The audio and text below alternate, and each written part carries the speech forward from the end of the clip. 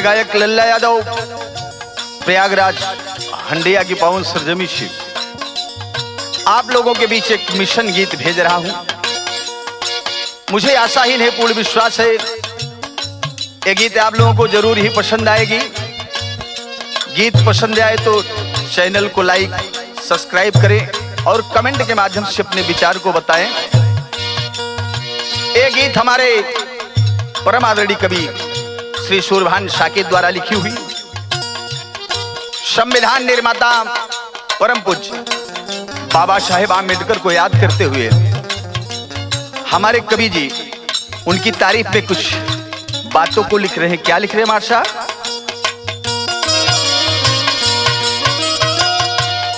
आके कश्ती को की हाल किनार बाबा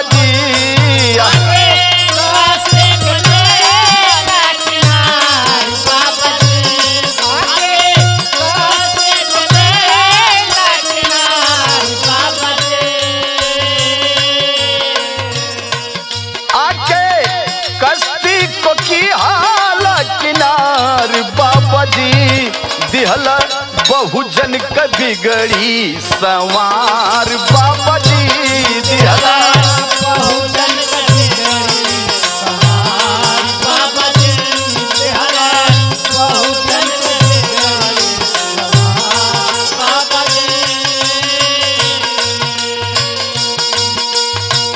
14 अप्रैल वाली रहली तरीखिया,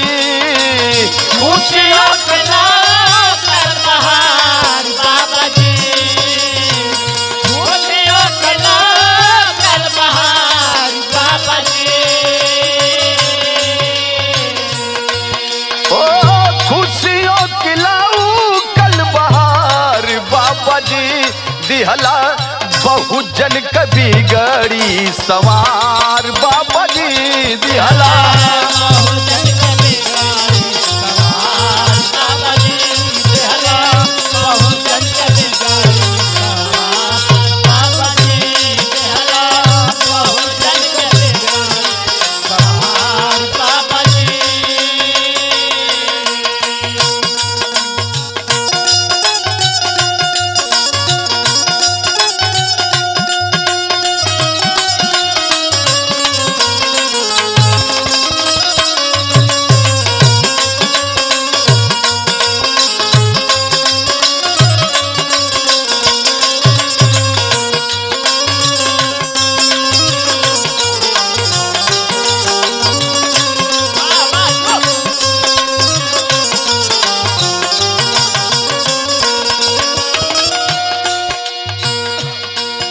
उस संविधान निर्माता को कोट से नमन है जिन्होंने हमको समाज में आज सम्मान के साथ जीने का अधिकार दिया।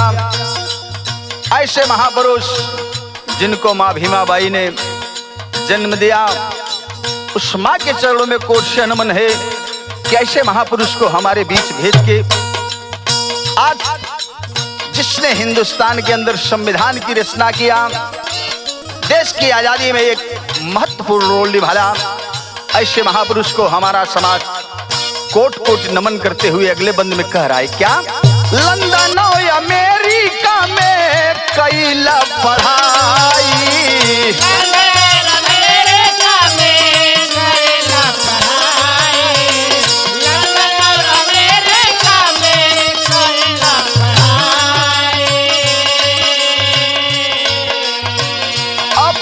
विरोधियन से की लड़ाई, अपने विरोधियन से की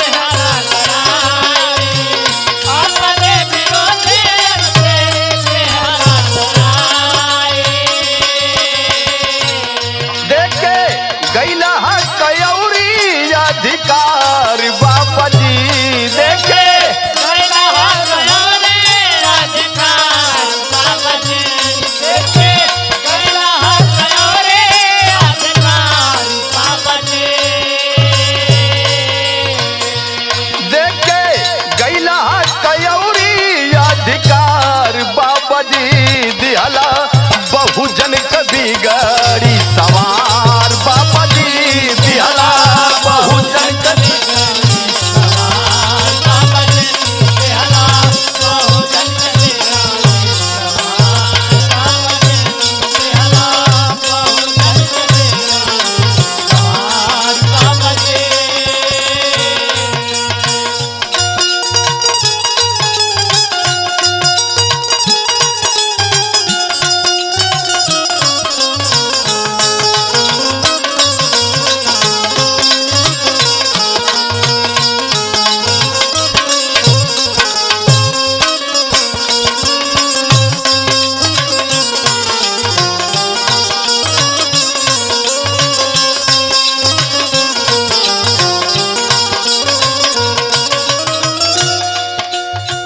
समय हमारे हिंदुस्तान में ऐसी व्यवस्था थी, स्वयं बाबा साहब भीमराव अंबेडकर को स्कूल में पढ़ने नहीं दिया जाता था। धन्य है वो महाराजा बड़ौदा के जिन्होंने बाबा साहेब अंबेडकर को पढ़ाने का कार्य किया। ऐसे महान विभूति को जिन्होंने पूरे देश के लिए, मूल निवासियों के लिए ऐसे संविधान की रचना किया जिससे हमें आप आज समाज में सम्मान के साथ रहने का अधिकार पा सके। मिलली आजादी हमें तोहर करनावा, मिलली आजादी हमें तोहर करनावा, मिलली आजादी हमें तोहर करनावा। रहने को घर मिलल उड़ के विमानवा, रहने को घर मिलल उड़ के विमानवा, रहने को घर मिलल उड़ के विमानवा। सुखवा का खोलल भंडार बाबा जी, सुखवा का खोलल भंडार बाबा जी, सुखवा का खोलल भंडार बाबा जी। सुखवा का खोलल भंडार बाबा जी दिहला बहुजन कभी गाड़ी सवार बाबा जी दिहला। बहुजन कभी गाड़ी सवार बाबा जी दिहला, बहुजन कभी गाड़ी सवार बाबा जी दिहला, बहुजन कभी गाड़ी सवार बाबा जी।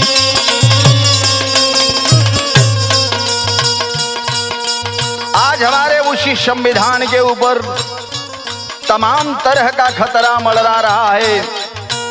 ये मनुवादी जो लोग हैं हमारे संविधान को मिटाना चाहते हैं, हमारा बाबा साहब आम्बेडकर के नाम को मिटाना चाहते हैं, लेकिन ये आपके बस की बात नहीं है। आप बाबा साहेब के संविधान को मिटा देंगे और बाबा साहेब के नाम को मिटा देंगे।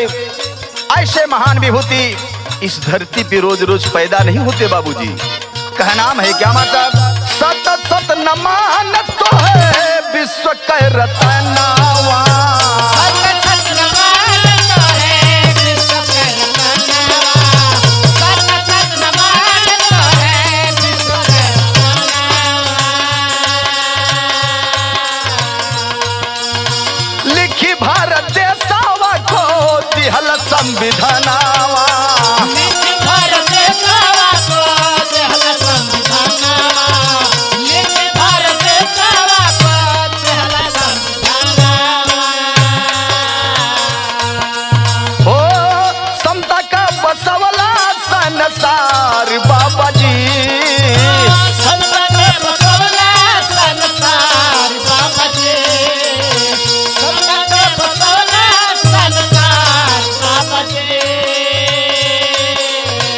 समता का बसवला संसार बाबा जी दिहला बहुजन कभी गाड़ी सवार बाबा जी दिहला। बहुजन कभी गाड़ी सवार बाबा जी जय हो, क्या बात है, बड़े स्वाद दिया। सवार बाबा जी दिहला, बहुजन कभी गाड़ी सवार बाबा जी। ऐसे महान विभूति को मैं सत सत नमन करता हूँ, जिन्होंने अपना पूरा जीवन ही बहुजन के हित में, मूल निवासियों के हित में लगा दिया। हमको आपको एक सम्मान भरी जिंदगी देने के लिए उन्होंने तमाम तपस्या किया, तमाम त्याग किया। ऐसे महान विभूति को कोट से नमन है। आज इस मूल निवासियों को, हमारे समाज के लोगों को जागरूक होना पड़ेगा, संविधान की रक्षा के लिए आगे आना होगा। हम में आप में अगर लोग बताते हैं बटेंगे तो कटेंगे, और इधर कहते हम आप हिंदू हैं, वोट लेने के लिए बटेंगे तो कटेंगे, उसके बाद बता दिया जाता है यादव है, अछूत है, ये चमार है, अछूत है, ये पासी है, अछूत है। वहां हम अछूत हो गए और यहाँ हमको हिंदू बनाया जा रहा है। लास्ट लाइन में कहना है क्या, रमना बिहारी होरी मंगल का घराना, रमन बिहारी हो रे मंगल के घराना, रमन बिहारी हो रे मंगल के घराना। कवि जय प्रसाद सूर्य भान का तराना,